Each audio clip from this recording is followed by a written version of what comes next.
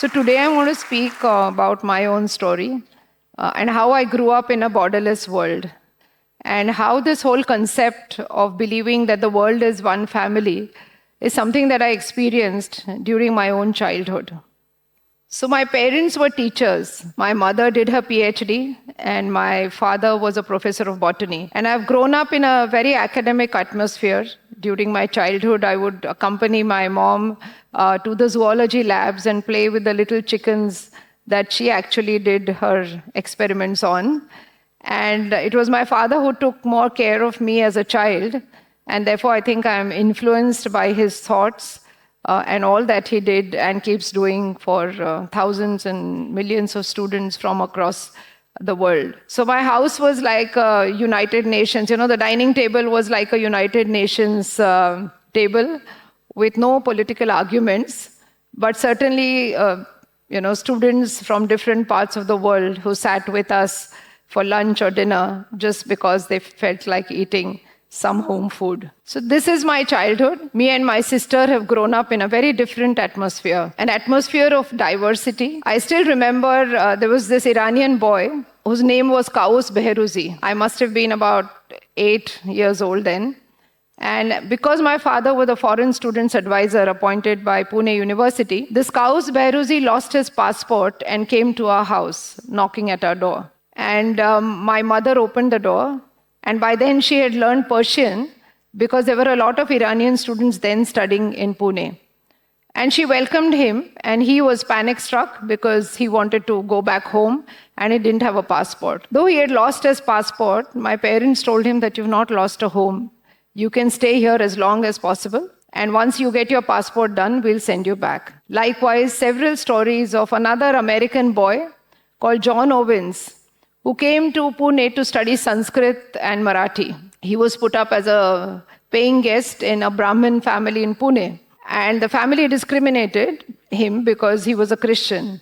So he was not allowed to move in the households of this family. Again, because my father was a foreign students advisor, John came to our home. He was an 18-year-old, very expressive American boy.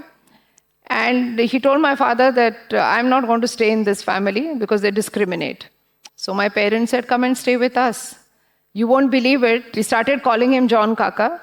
And John Kaka stayed with us for a whole year. He then went back, came back after 2 years, and got married to an Indian girl. Even today, John Kaka with his 3 children visit my family every 2 years, believing that actually my parents are his parents and his family is in India. I can quote several such experiences of diversity that I've grown up in. African students celebrating Diwali with us just because they didn't have a home. Another story of a Muhammad Kamali, a student from Yemen, who actually went on a trip to Nepal. You won't believe it, as my mother is a religious person, Muhammad Kamali would go to the temple of Pashupatinath in Kathmandu every day just to pray for my family, specifically my mother. And he got water from the temple for my mother. Imagine a Muslim boy called Muhammad Kamali going to a Hindu temple and getting sacred water for my mother. These are wonderful stories, and I can go on, but what is important is the experiences that I went through as a small child of diversity, of inclusion, of understanding different cultures. And little did I know then as a child that I'm growing up in a borderless world. My parents were voices of change, and they also didn't teach us diversity or inclusion or cultural sensitivity as what you learn in classrooms today, but they gave us experiences, and for me, I believe that those experiences have certainly shaped my character and, of course, the character of my younger sister, Swati. It was Diwali vacation, and all of you know this beautiful story of what Dr. Muzumdar did and how symbiosis was established. But I remember I was about 8 years old, and during Diwali vacation, it was a very different Diwali for us because all the hostels were deserted. Our bungalow was just opposite the boys' hostel in Ferguson College. My father was a rector of the boys' hostel, and he would see this young girl every day walking to the window of a boys' hostel room.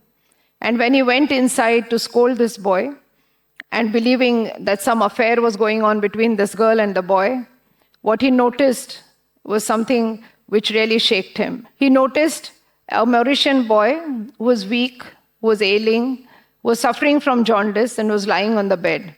And when my father scolded him, he said, "This is not my girlfriend.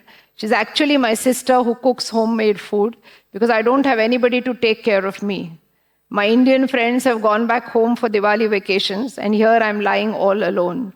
That one incident of a foreign boy's tears changed my father's life. And imagine an institution called Symbiosis was born because he believed that he needs to do something for students who come from different parts of the world, specifically Afro-Asian students who felt discriminated then and even now.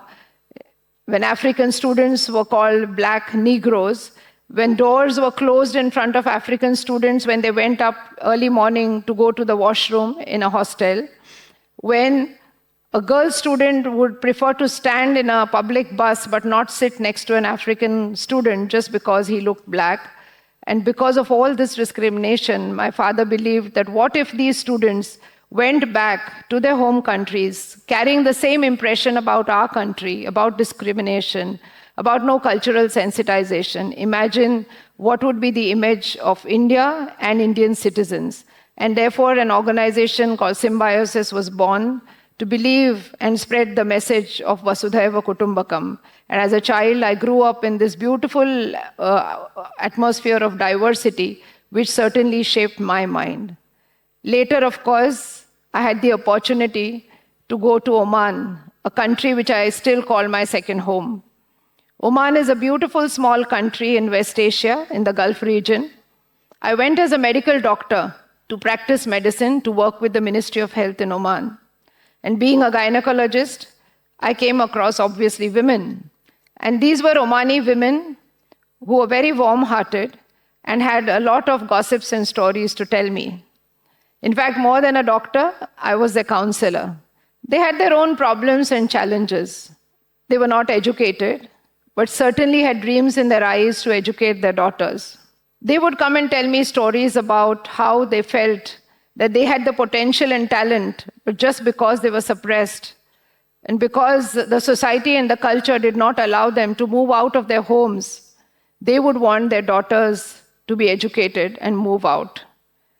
A decade later, these young, bright Omani girls who went to school then and had dreams in their eyes, I would see them a decade later working in university labs, in retail shops, malls, and the banking sector. And then it gave me hope that this was a country which grew in a very different culture then, in the early 90s when I lived there and worked there. But a decade later, the country had changed. They had empowered their women simply because there was hope and belief that these mothers had for their daughters. And they ensured that these daughters got educated. And education played such an important catalyst and a role to transform the lives of several such young Omani girls that today, if you see at most top positions, in fact, the Minister for Education itself is a Omani woman. So see the transformation that happens when a country and a whole population of that country decides to change. And more importantly, women in that population become the voices of change. Another story of a girl called Renuka. You see her, she's standing confidently in front of us, the Chancellor, the Vice Chancellor, and the Pro-Chancellor. I'm sure some of you students would be aware that we do a lot of social responsibility activities around university campuses. Likewise, in Pune, we've adopted 35 villages around our university campus. And what we do in these villages are two important things. One, take care of the health of the citizens of those villages, just because they don't have access to even primary health care. And second, education, and more specifically, educating girls in these villages. So we offer 10 scholarships, rather free ships, to 10 girls who come from the poorest of poor families. Our affluent society MBA students actually do a feasibility study in these villages and find out the poorest of poor families where girls have aspiration to study at universities. These girls, hundreds in numbers, apply for these scholarships because they can't afford education in a university as prestigious as ours.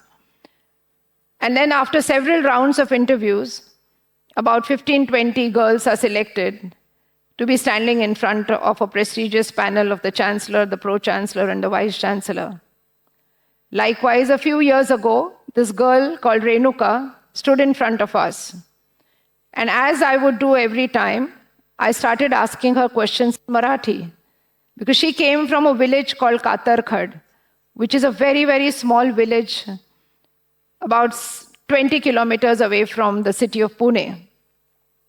Katarkhad literally means that there are tribes that remove the skin of animals for their living and make products for their living.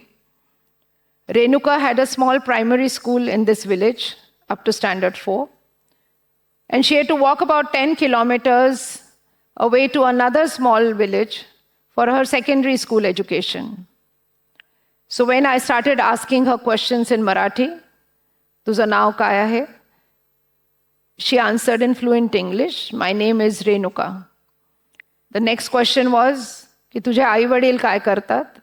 For some who don't understand Marathi here, what do your parents do?